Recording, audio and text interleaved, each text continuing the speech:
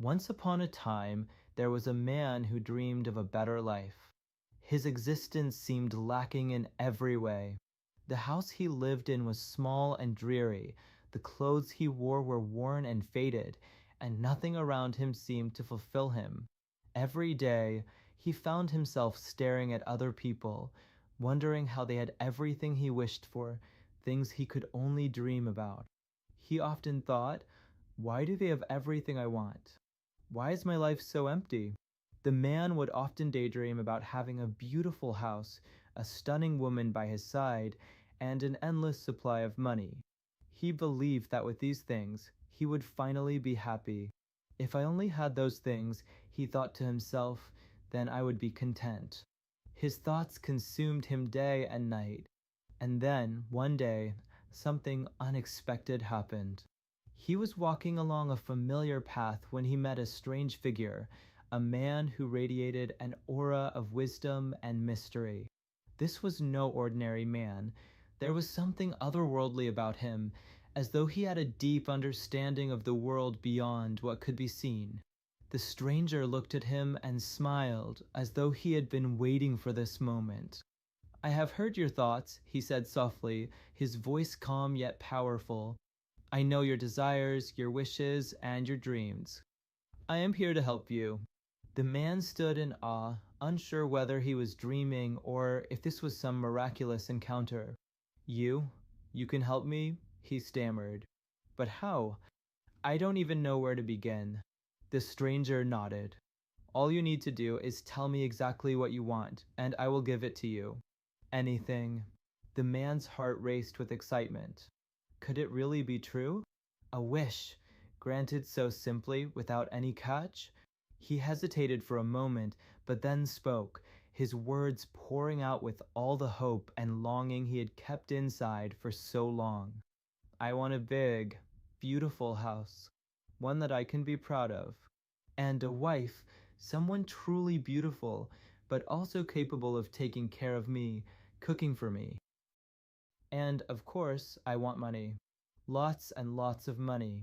Enough to never worry about anything again." The stranger smiled again, a knowing glint in his eyes. "Very well," he said. "Go to sleep tonight, and when you wake up, you will have all that you have asked for." The man could hardly believe his ears. This was too good to be true. "Really?" he asked, his voice trembling with excitement. "Just like that?" "Yes," the stranger replied. "Now go. Rest. Tomorrow you will have everything you desire." That night the man slept soundly, his mind filled with visions of his new life. He could already picture himself in his grand house, surrounded by luxury and living the life of his dreams. The next morning, the man woke to a life he could hardly recognize. He was no longer in his modest, crumbling house. Instead, he found himself in a vast, opulent mansion. The walls gleamed with rich tapestries, and the floors were polished marble. He could hardly believe his eyes. As he wandered through his new home, his breath caught when he saw her, a beautiful woman, just as he had imagined, standing in the kitchen, smiling at him with the warmth he had longed for. "Good morning, my love," she said sweetly, offering him a plate of breakfast. Everything was perfect. He felt a thrill of satisfaction wash over him as he glanced at the bank statements lying on the table. There was an account in his name, overflowing with wealth. No matter how much he spent, the money seemed to replenish itself. For the first time in his life, he was free from worry about finances. At first, the man could hardly believe his luck. He marveled at his new life, and each day felt like a dream. But as the days turned into weeks, and the weeks into months, something began to stir within him. Despite all the wealth, the beautiful house, and his lovely wife, he began to feel empty. He still wasn't happy. It was as though something was missing, though he couldn't quite put his finger on it. His life, though perfect on the surface, felt hollow. One day, feeling more confused than ever, The man decided to seek the stranger once again. He needed answers. So, he searched for the wise figure who had granted him all his wishes, and soon enough, the stranger appeared, just as mysteriously as before. "Why am I not happy?" the man asked, his voice filled with frustration. "I have everything I ever wanted. A beautiful house, a beautiful wife, endless money, but I still feel empty inside. What's wrong?" The stranger looked at him, a calm understanding in his gaze. "I gave you everything you asked for," he said. "You have the house, the wife, the money. But did you ask for what truly matters?" The man was confused. "What do you mean?" "I asked for everything I thought I needed." The stranger shook his head gently. "You asked for a house, but you didn't ask for the warmth of a home.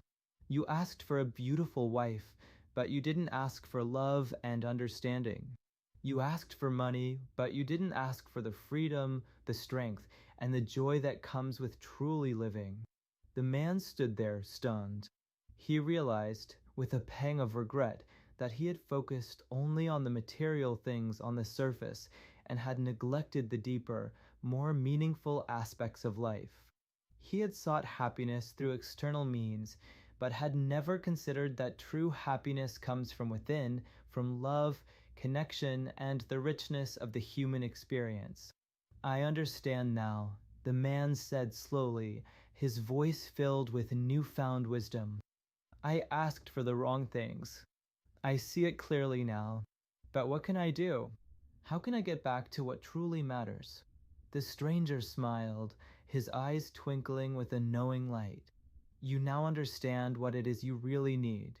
But remember, it is not enough to simply want something. You must create it.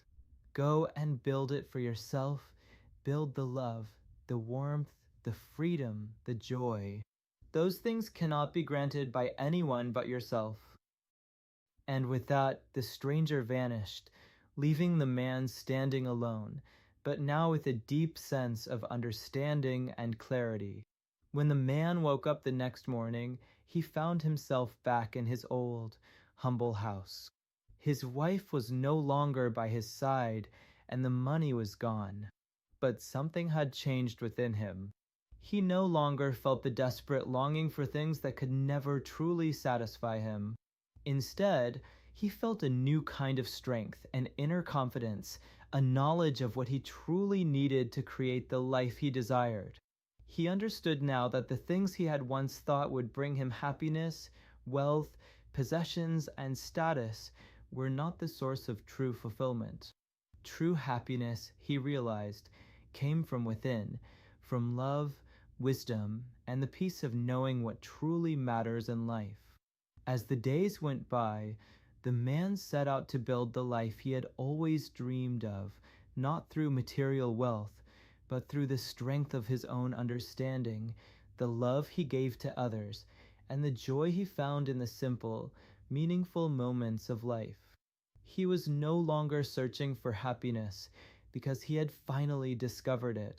And in the end, he had everything he had ever wanted, everything that truly mattered. Many people believe that old age is inevitable.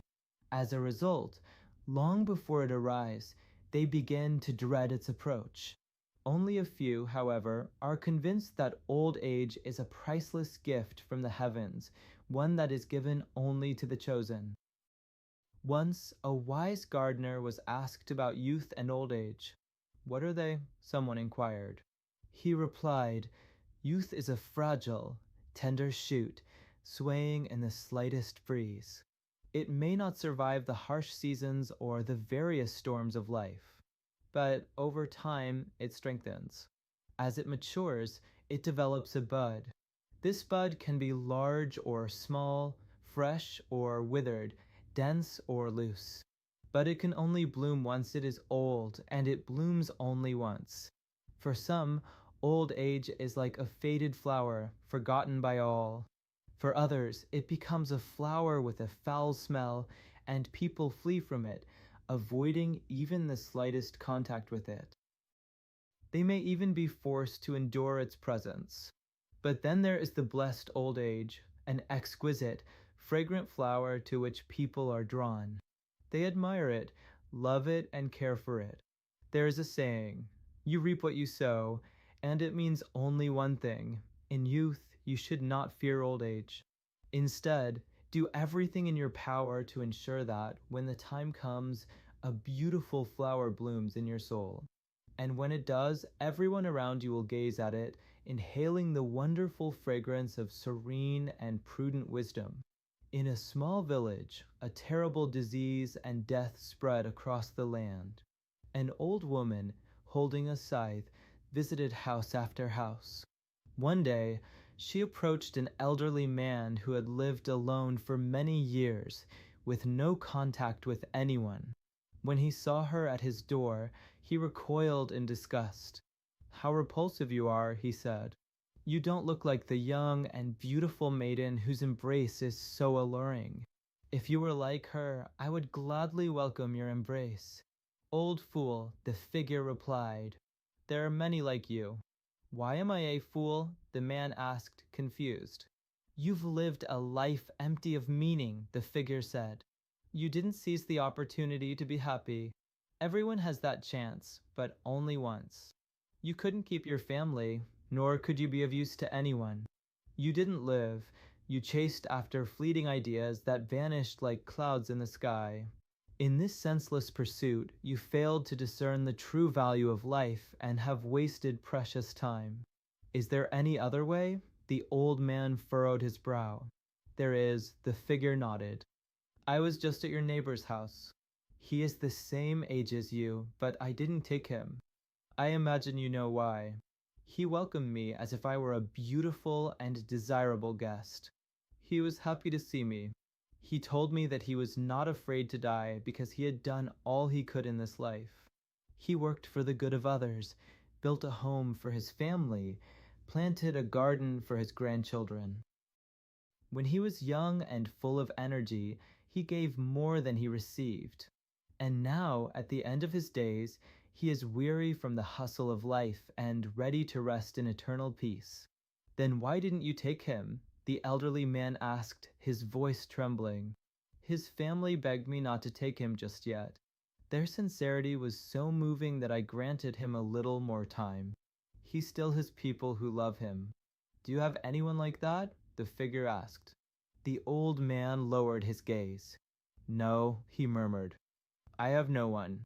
"Perhaps," the figure said, "it is not beauty you should fear, but the emptiness that you have sowed around you. Remember, you reap what you sow. A wise man once said, 'It is not old age itself that is respected, but a life well lived.' If you have lived such a life, then what is there to fear in old age? Only one thing, to realize that you have lived your life in vain, that you missed your chance to be happy, and that you will not have another. Fear that you will disappoint yourself. Old age will not give you the opportunity to fix everything. Live in such a way that people will thank you and bless you for the beautiful flower that will one day bloom in your soul."